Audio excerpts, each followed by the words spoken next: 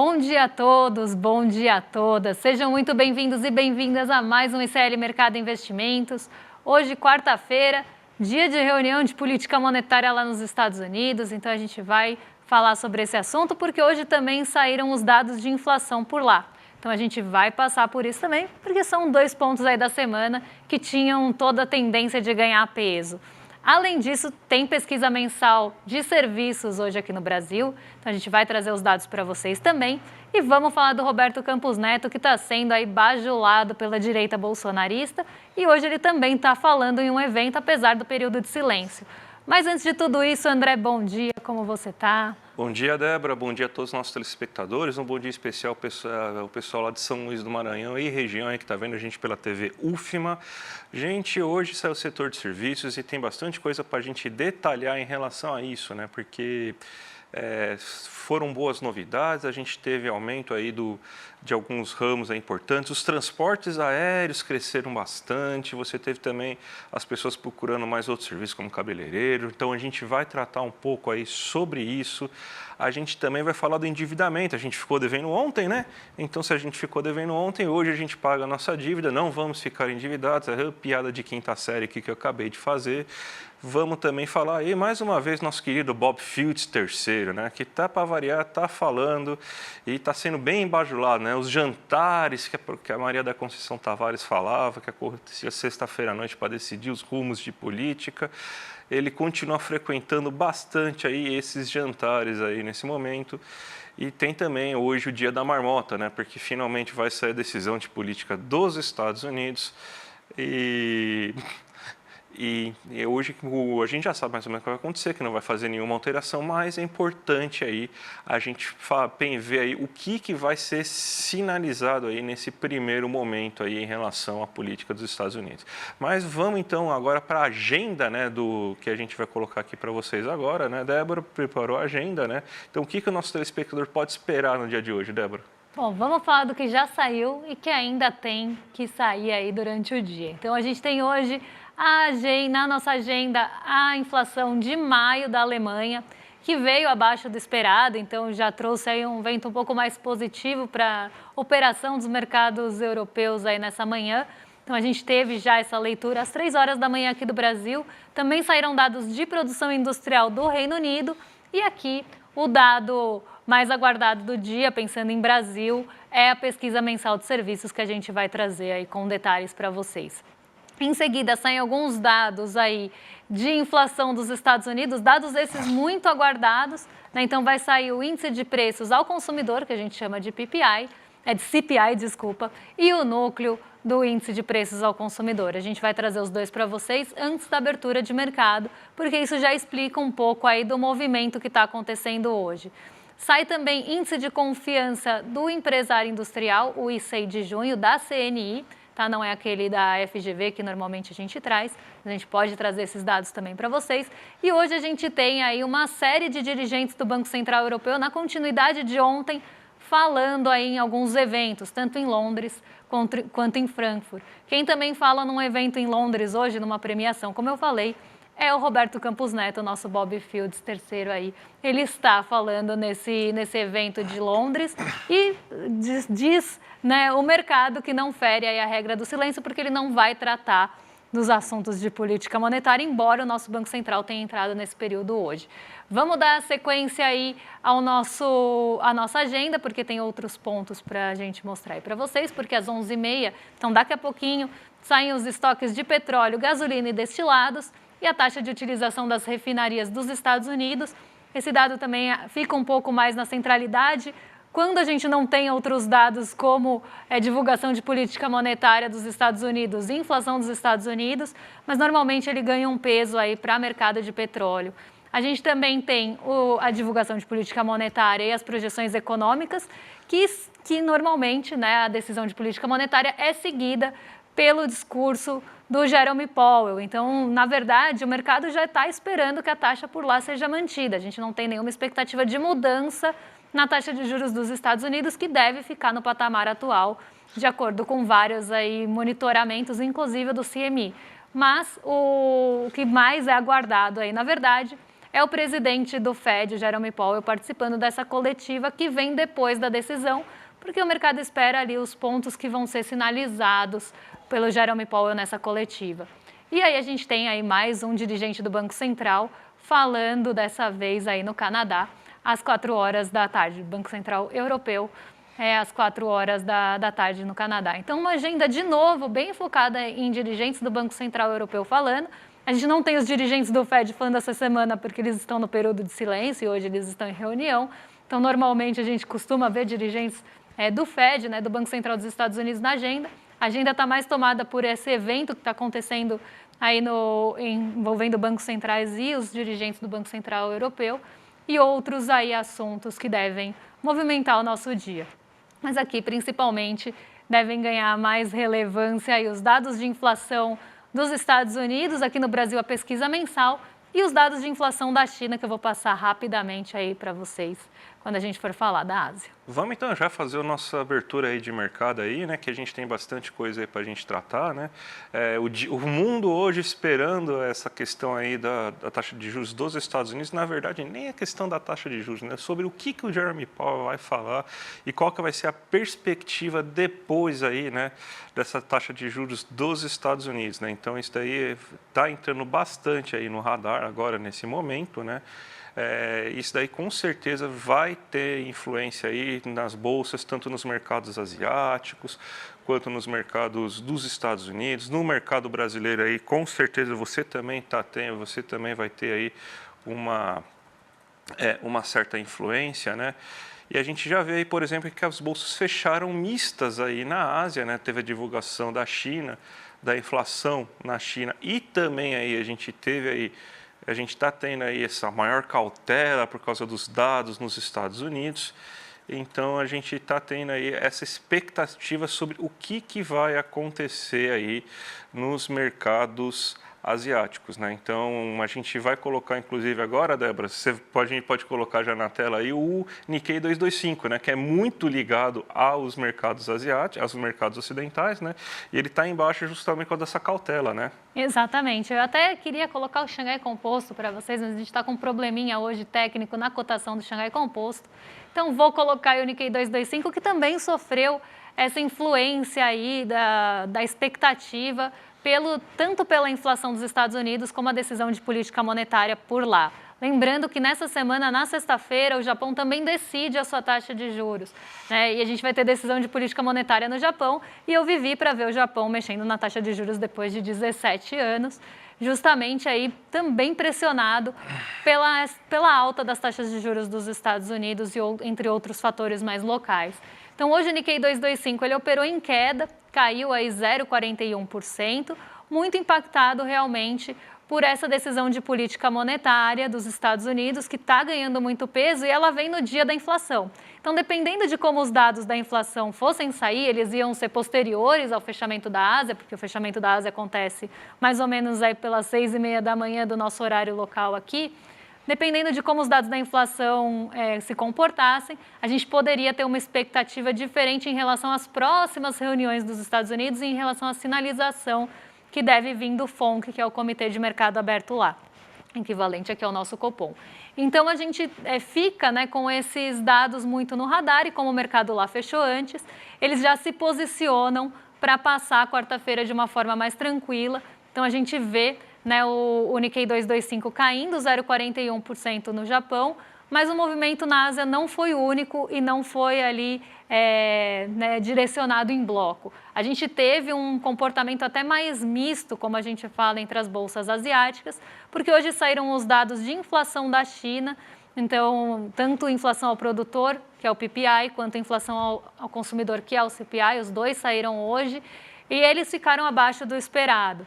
Então, isso traz um sentimento misto ali para o mercado também, porque o mercado, em relação à China, espera inclusive alguma aceleração inflacionária para trazer um ritmo de economia mais aquecida lá.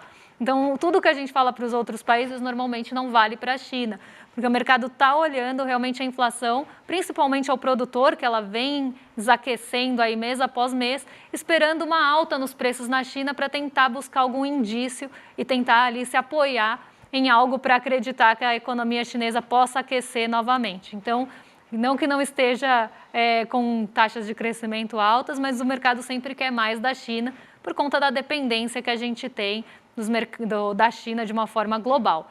Então, os dados chineses eles foram lidos dessa forma não única também, e a gente teve a inflação abaixo do esperado, junto à inflação da Alemanha, que também ficou abaixo do esperado. Então, hoje, os mercados asiáticos não seguiram direção única, enquanto os europeus operavam em alta, respondendo aí à inflação da Alemanha. Coloquei o Nikkei 225 aqui de exemplo para vocês, mas a gente vai ver o Xangai Composto na abertura, porque ele também está lá. E aí, eu espero que já tenha dado tempo dos dados normalizarem por aqui.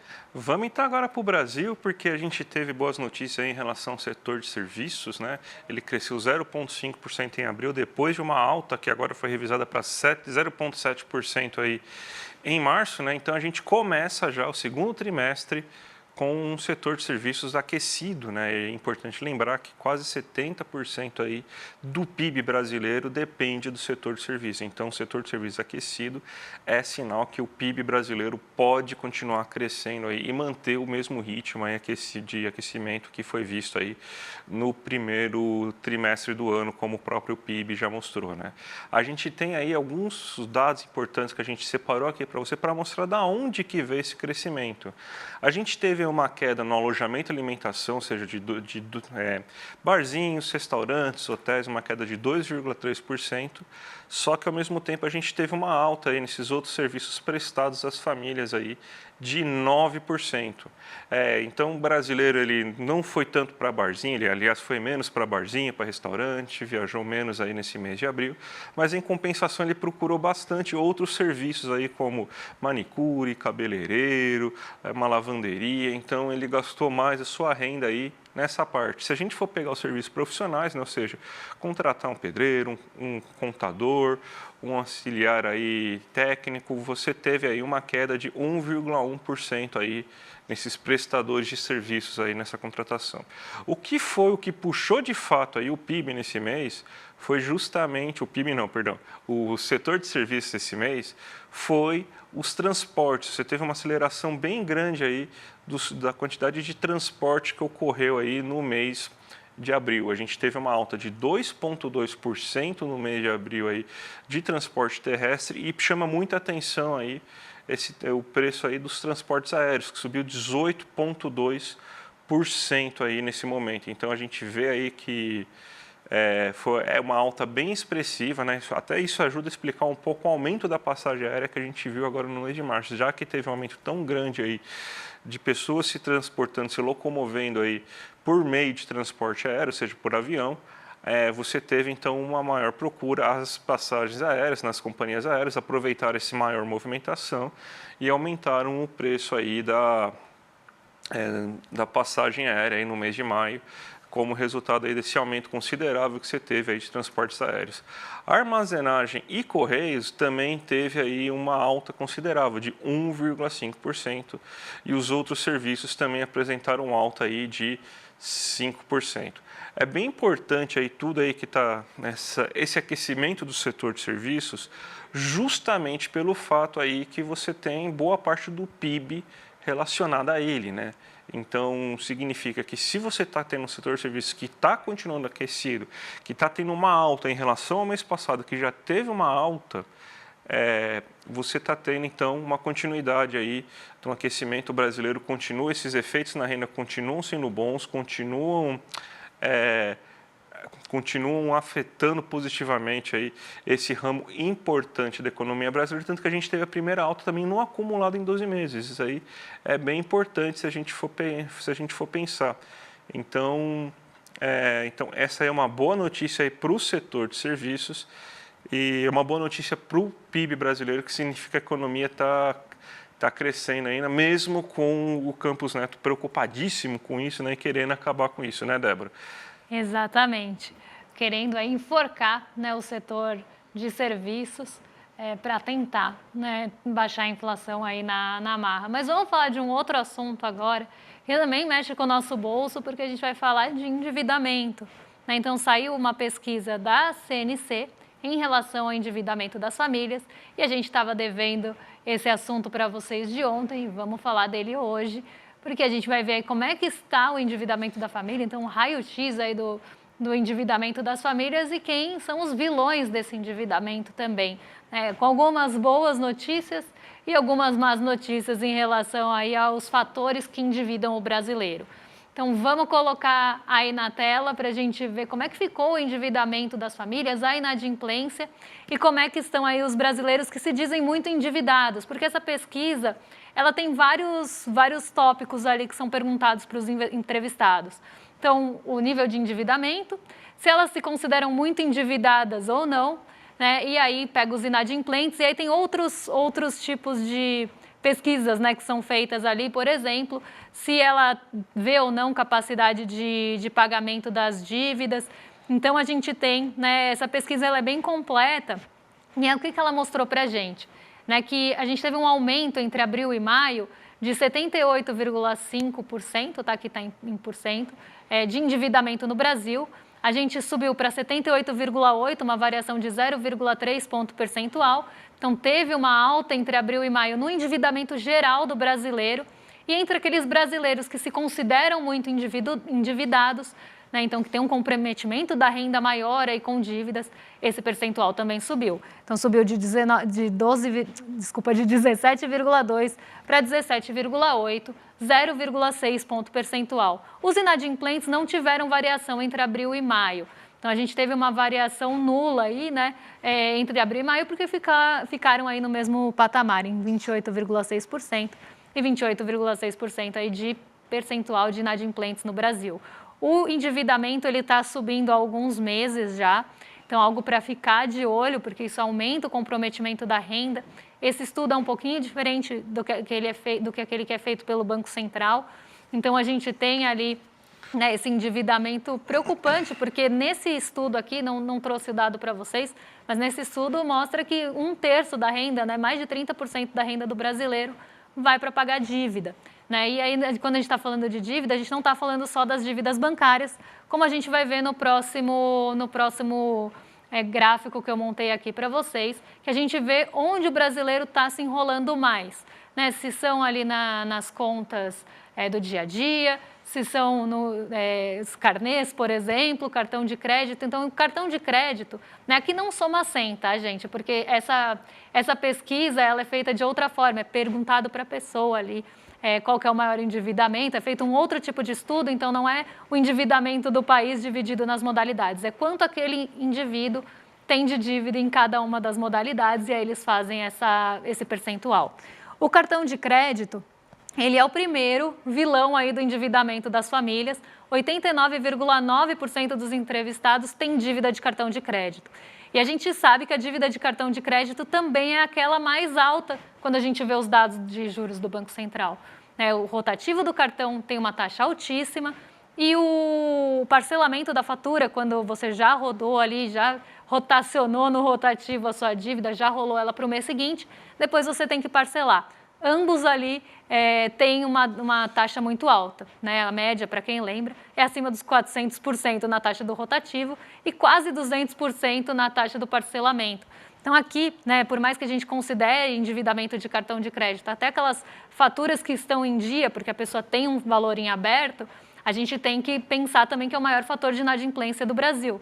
E as taxas são altíssimas, né? Então, se a pessoa começa a se enrolar ali para pagar cartão de crédito, ela vai ter uma taxa abusiva e isso vai tornar a dívida dela impagável. Então, essa taxa de endividamento de cartão de crédito sempre ali como mais alto entre os fatores que endividam as famílias. Em seguida, os carnês, né? Então, aquele carnê que você tem ali na loja, que você tem as suas compras ali parceladas, mas não no cartão, no carnê da loja. O crédito pessoal em seguida, então aquele crédito que você pega sem nenhuma finalidade no banco, ele está em 9,80%, e o cheque especial apareceu em quarto lugar em 3,90%. E aí eu trago a boa notícia, porque esse foi o menor patamar do endividamento em cheque especial nos últimos anos. E a gente vê, né, que o cheque especial é a terceira modalidade mais cara de crédito. Então, as pessoas estão saindo do endividamento do cheque especial, está diminuindo bastante, mas o cartão de crédito ainda é o vilão do brasileiro e também, pensando em taxa de juros, é o que mais penaliza o nosso bolso. Vamos falar rapidinho de Bob Fields, o terceiro, né? O Campos Neto aí, bajuladíssimo pelos bolsonaristas, bajuladíssima pela direita, extrema-direita, pela direita bolsonarista. Falta 6 meses para ele acabar o mandato dele, né? E agora o Campos Neto começa aí a aparecer como um player para ser talvez o Paulo Guedes do Tarcísio, quem sabe? Para ser candidato próprio, talvez, né, um candidato do mercado, né, o homem técnico do mercado, né. E hoje mesmo a Débora falou, né, que ele está aí falando numa reunião, no período que teoricamente ele não poderia falar, né, ele está falando numa reunião, não, numa palestra, né, ele num momento que ele não poderia falar, mas ele falou que ele não vai falar de política monetária. Bem, se ele não vai falar de política monetária, ele tem o quê para falar aí para as pessoas, porque ele é o presidente do Banco Central e tem que falar de política monetária. Eu duvido que ele vá falar hoje sobre, sei lá, sobre o empate que o Corinthians sofreu ontem nos últimos minutos, se ele vai falar da rodada do Brasileirão. Eu acho que ele vai ficar dando pitaco, né? Até já sei o que ele deve falar, o Brasil está com risco fiscal, está gastando muito, o governo é irresponsável, eles estão criando esse caos aí que vai gerar pressões inflacionárias futuras, e daí vai ser basicamente essa ladainha toda aí que ele vai ficar jogando. Então, meu, é basicamente isso aí que ele vai ser. Então, mais uma vez a gente consegue observar, consegue mostrar aí que o Campos Neto, ele na verdade ele age como um político. Então, ele mostra-se assim, independência de quem, né? Não existe independência do Banco Central. Vi essa segunda, inclusive, depois da nossa homenagem lá, o Roda Viva da Maria da Conceição Tavares, e ela dá uma no Sadenberg lá uma hora, fala, independente de quem? O Banco Central é independente de quem? É basicamente isso. O Campos Neto é independente de quem? É independente do Lula. O Lula não pode criticar ele para falar da taxa de juros, mas ele pode conversar com o Luciano Huck nos jantares de sexta-feira, né, que também a Tavares falava. Ele não pode conversar aí com o Tarcísio e não tem problema nenhum, né? Então, daí, nosso Bob Fields terceiro aí, para variar, aí, bajuladíssimo, o dono da economia brasileira e ele age assim, né, e atua assim, né, Débora? Inclusive, André, nesse jantar aí que teve depois, porque teve essa cerimônia na Alesp, né, que é a Assembleia Legislativa aqui de São Paulo, que ele foi reconhecido e tudo mais. Depois teve um jantar, né, um jantar aí, desses jantares que a gente sabe muito bem o que sai. E aí o Tarcísio falou, né, Tarcísio, governador aqui de São Paulo, falou que não ia discutir também política monetária nesse jantar e nem discutir os rumos políticos do Roberto Campos Neto. Mas a gente sabe que tudo é político, né? Por mais que não vamos discutir, provavelmente discutiram sim, né? E se ele está num jantar com o Tarcísio e com outras pessoas aí do governo de São Paulo, a gente sabe muito bem o que está sendo fomentado aqui, né? O nome do Roberto Campos Neto, justamente para acompanhar, provavelmente, Tarcísio no futuro. Então, a gente já começa a ver essa ligação que é política, sim, só por existir, só por ter esse jantar. Ele já é político e a gente tem aí o Roberto Campos Neto participando disso com outros players, aí, outros agentes políticos, mas não é nada político, tá, gente? É só aí um jantar entre amigos, como eles falaram, somos amigos íntimos, foi só um jantar dessa natureza. Mas a gente sabe que só disso virar notícia e virar manchete, a gente já consegue ligar A com B. Não precisa aí de muito esforço. Então, né, Roberto Campos Neto, tão travestido aí de técnico, a gente sabe que tem muita política e muito viés aí por trás. Débora, 4 minutinhos para você falar da inflação dos Estados Unidos e abertura de mercado. Vamos lá, você consegue, vai. Eu vou falar, vamos lá, bota na tela aí. Eu vou falar rapidinho da inflação dos Estados Unidos, que, como vocês podem ver, desacelerou nesse mês, né? Tanto o núcleo, que é aquele índice que exclui os preços mais voláteis, como também o CPI cheio, que considera todos os preços da economia. Então, a gente vê, né, esse decréscimo da economia, da inflação dos Estados Unidos. E ela ficou abaixo do esperado. Então, vamos colocar aí na próxima tela, que a gente tem a projeção, o mês passado, e quanto ficou aí o CPI, né, o Índice de Preços ao Consumidor, nesse mês. O CPI não teve movimentação do mês passado para esse, tá? Então, ele ficou zerado, ele não teve ali nenhum acréscimo. Se esperava um acréscimo pequenininho de 0,1, uma elevação de 0,1% nos preços, e ele ficou abaixo disso e abaixo do que a gente teve ali no mês passado, indicando essa desaceleração. O núcleo, ele também ficou abaixo do esperado, mas ele teve uma movimentação um pouquinho maior.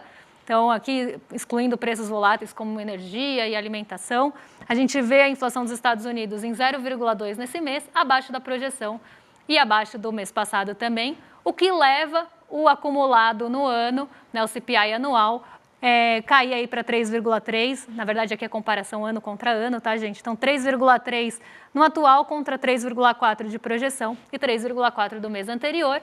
E no caso do núcleo também abaixo da projeção em 3,4 contra 3,5 e 3,6 aí do mês passado. Então, o índice de preço ao consumidor surpreendeu positivamente.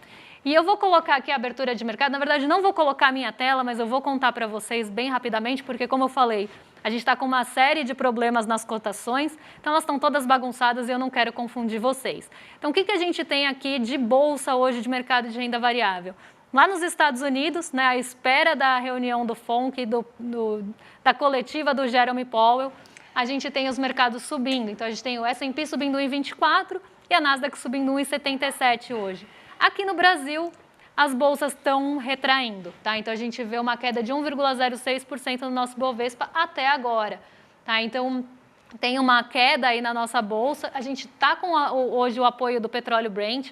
Então, o petróleo Brent está subindo 1,27, levando ali as ações mais ligadas às commodities, até lá na primeira tela, quando a gente viu, né, o desempenho dos mercados, quando a gente estava falando do Nikkei 225, o último quadradinho ali era commodities, né, e a gente viu o mercado de commodities em alta, mas não uma alta suficiente para levar o nosso Ibovespa para o terreno positivo até agora.